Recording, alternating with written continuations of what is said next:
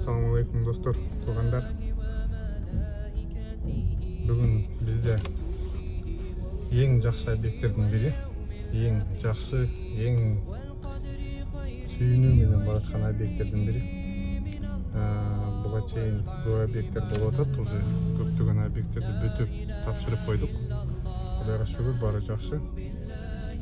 Бир дагы объектке bunчалыкка сүйүнүү менен 100% желание менен барган эмеспиз. Баардык жерде барасың, ойдонуп көрөсүң дегендейчи. Азыр бизге тааныштар аркылуу баягындагы телефон чалышты. Москвадагы эң чоң болгон мечитти жууп беришти, өтүнүштү көрөчү. Азыр ошол жака баратабыз. Эч кандай акча кереги жок деп айттык.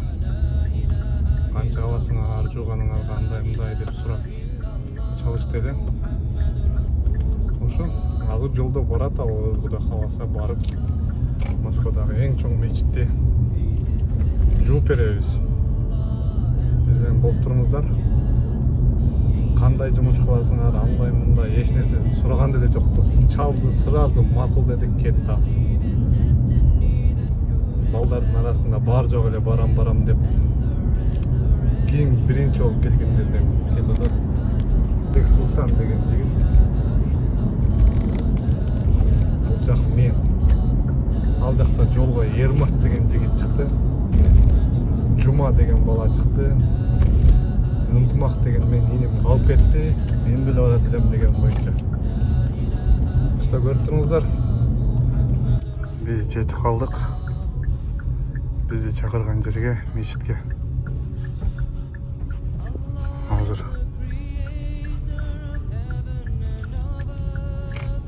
ошол жерде иштерин кылып беребиз.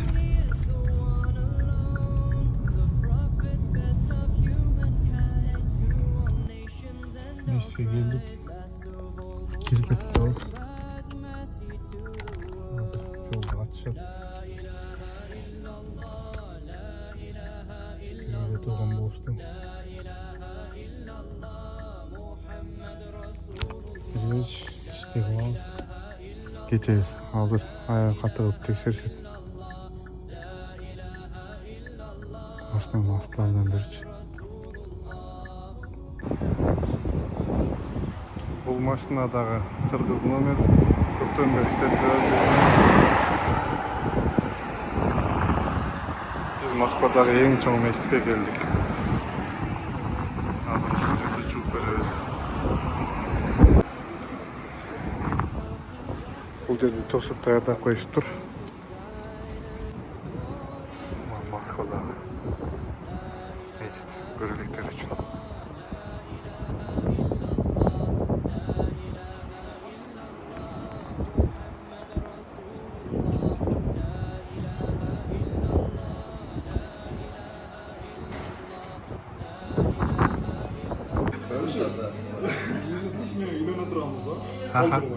Мен 100 000 кошумча кошом дейсиз. 100 000 кошумча кошосуң эгерде ушул тиш менен үйлөнсө.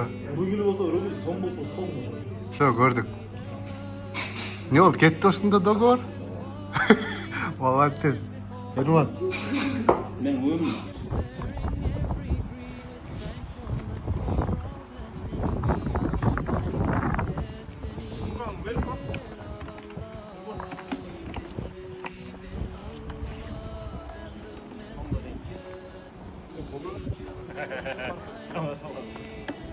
Помоем верхушку снизу и потом сюда перейдем.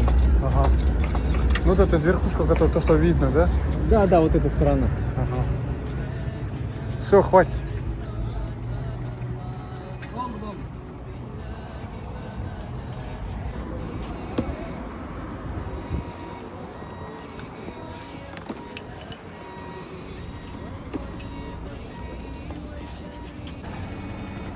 Газондорго засталарды койдук. 40 метр автобусқа келди. Түнгі саат 9:13 өттү. Айт күндөрү туугандар бирин-бирин зыярат кылып, майрамдык берип, үйгө конокко чакырган эң жакшы болот. Бизде эң эле жаманы ошол айт күн айрыкча Оштар Жалал Абад тарапта ошол адам өлгөн күнгө үйгө гана келишет. Эгерде кимдир бирөөнүн үйүндө өлүп ошого 3 айт өтө элек болсо, ошол үйгө келип Куран окуп кайра кетишет. Ушунчалык бир түшүнүп калган Курман айт өлүп калгандардын, Оруз айт өлүп калгандардын майрамы экен. Адамдар өлгөн үйгө гана келет экен. Демек, биздин үйгө майрамдап келүү үчүн сөзсүз түрдө бирөө өлүш шарт эмес, урматтуу бир тууганым. Туура. Маркумдар эстеген жакшы. Бирок ыйлап, анан айтты өткөрүп, аялдар келип алып, атасы өтүп келсе, апасы өтүп келсе, бозолонуп ыйлаган бул туура эмес. Айт күнү майрамдык маанай, майрамдык шаң болуш керек дагы. Анан тамак ичкенден кийин маркумдарга да истеп Куран окуп койсо, бирок атайын маркумдарга Куран окуй турган күн экен, башка күн эмес экен десе, бул бидат болот, урматтуу бир туугандар. Ошондой сырткары эле кимде ким айт намазга бара албай калса, анда башка жакка чогултуп айт намаз окулбайт. Ошону менен урматтуу бир тууганым, калып кеткен болот. Айт намаз окулгандан кийин Кудай Таалам намазыңызды кабыл кылсын деп бири-бирине дуа кылган. Албетте бул дагы жакшы маселе, урматтуу бир туугандар. Кимде ким курмандык чала турган болсо, ошол курмандыктын, урматтуу бир тууганым, ар бир кылына, ар бир тал чачына чейин, ар бир жүнүнө чейин Кудай Таалам иншалла баарыбызга иншалла сооп жазган болот. Курмандык чалып атканда бычмал малдар жарай берет. Аксак болуп калган, арык болуп калган, тиши түшүп калган, көзү көр болгон жарабайт. Бирок баш иштебей жанагыдай баш айланпа болуп калып, бирок семиз боло турган болсо бул жарай берет. Эгерде бир адам, 7 адам чогулуп уй сойгон жакшыбы, же болбосо бир кой сойгон жакшыбы дегенде экөөнү карап көрөсүз, кайсынысынын баасы кымбатыраак болсо ошону чалган жакшы. Мисалы үчүн уйдун 7ден 1 бөлүгүнө караганда бир койдун баасы кымбат болсо анда койду чалганыңыз жакшыраак болот. Эгерде кой баласы чала турган болсоңуз, ургачы койго караганда эркек кочкор жакшы, эгер экөөнүн баасы бирдей боло турган болсо.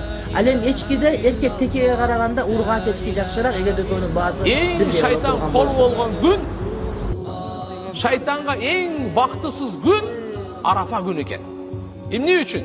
Жараткан Алла Таала бенделерин күнөөлөрүн ушунчалык кечирет экен, ушунчалык дозоктон бенделерини куткарат экен. Шайтан аны көрүп туруп, мээнетин текке кетти деп, өзүнө өлүм каалап, мага өлүм болсун деп чачын жулуп, башына топурак чача турган күн деп пайгамбарыбыз айткан. Өңү кетип, мына шайтан кор боло турган күн экен. Демек ушул Арафа күнү биз да кадырлап, ушул күнгө чейин шайтандын азгырыгы менен бирөөнү капа кылып койгон болсок, бирөөнүн алдап койгон болсок, бирөөнүн бир нерсесин алып койгон болсок, бирөөгө зулумдук кылып койгон болсок, бирөөлөр артынан ушак айтып койгон болсок, бирөөгө жала жаап койгон болсок, же жараткан Алла Тааланы наразы кылган болсок, баардыгына туугандар тооба кылайлы. Алла Тааладан кечирим сурап, улуу күндөрдөгү кылган жакшылыктардын сооптору улуу болсо, ошондой эле улуу күндөрү кылган жаман иштердин күнөөсү да улуу болот да. Бергенине жараша иштейм. Бул бир жагы туура болгон менен экинчи жагы өзүңө каршы урматтуу мусулман. Ар бир иштеген адам бирөөнүн колунда кафеге иштегени барасыңбы, мамлекеттик жумушка барасыңбы, сен ишке кирүүдөн мурда келишимге кол коесуң. Сен ошол айлыкка ыраазы болуп кел. Эми ошол айлыкка ыраазы болуп иштегенден кийин мен бергенине жараша иштейм деп ал жерде укпай турган болсо, иш бүт эле кетип калсаң, сенин калган айлыгыңа балдарыңды адал окуп берип албайсың. Сен келишимге кол койдуңбу?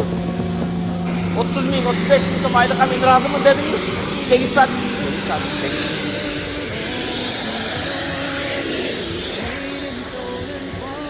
Ермат, не болду?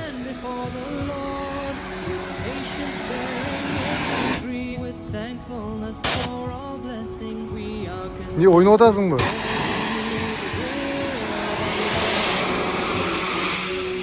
Туганга чайын. До конца кылып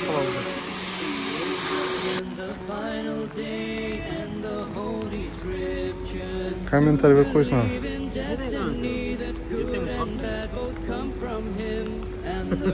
Сага дагы. Мына выходнойдун көрүнүшү болду. Үчте издеген көрүнүш, стойкада кара.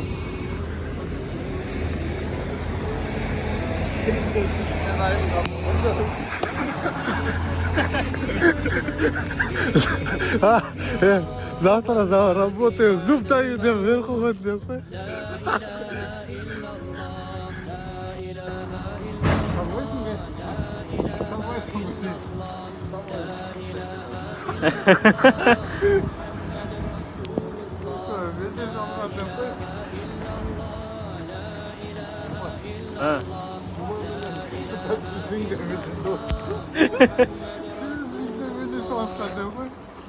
والقدر خيره وشره من الله والبعث بعد الموت لا إله إلا الله آمنت بالله وملائكته وكتبه ورسله واليوم الآخر والقدر خيره وشره من الله والبعث بعد الموت لا إله إلا الله لا إله إلا الله لا إله إلا الله لا إله إلا الله محمد رسول الله لا إله إلا الله لا إله إلا الله لا إله إلا الله محمد رسول الله.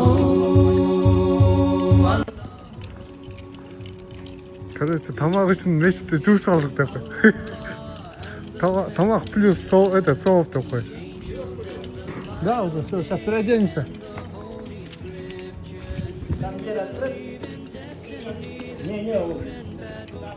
Открыто.